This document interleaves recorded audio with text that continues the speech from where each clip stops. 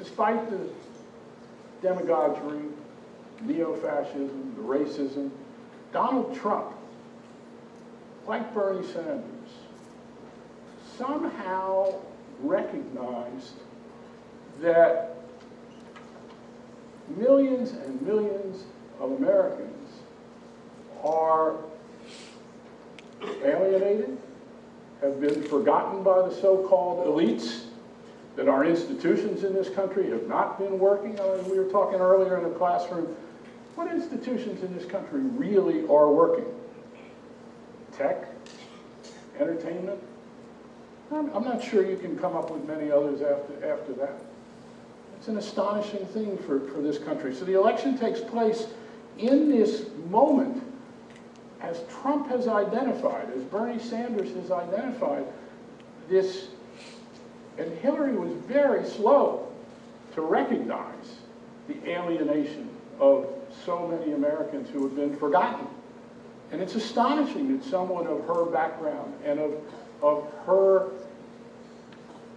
ability in previous parts of her life to recognize and feel the difficulties of ordinary working Americans, how she came so late to the recognition of that fact in this election. So I'm just going to set the table a little bit with those ideas, and PJ will have, I hope, a more upbeat look at this aspect of where we are, and then we'd love to answer your questions and have a fun discussion, if it's possible, in the midst of the election from hell. Thank you. We didn't have any good candidates to begin with.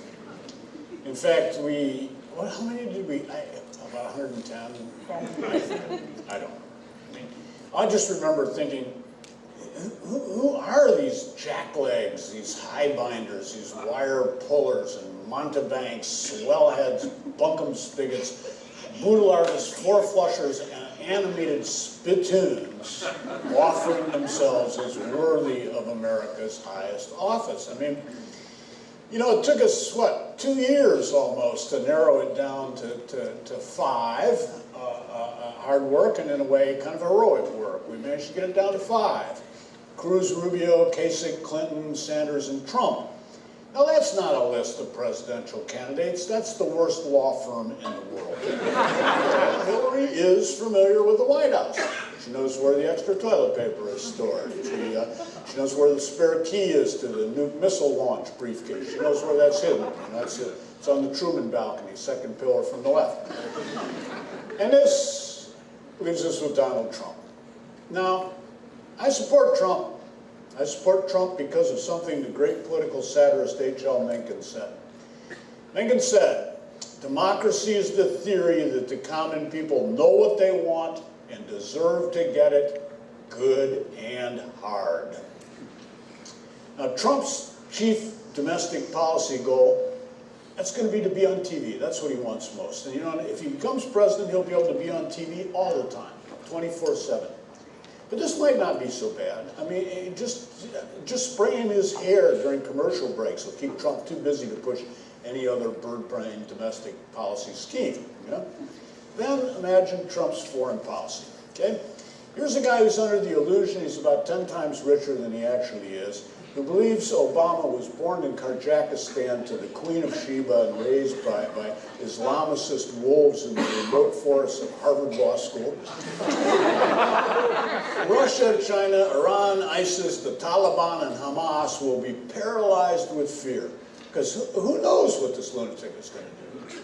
Well, what he'll do is build hundreds of Trump casinos, Trump hotels, and Trump resorts in Moscow, Beijing, Tehran, Raqqa, Kandahar, and the Gaza Strip. And then all of them will go bankrupt the way Trump Taj Mahal, Trump Plaza Hotel, and Trump Entertainment Resorts did. Trump's going to leave Russia trying to palm off eastern Ukraine on angry bondholders, and China auctioning distressed property in the Spratly Islands. This might work.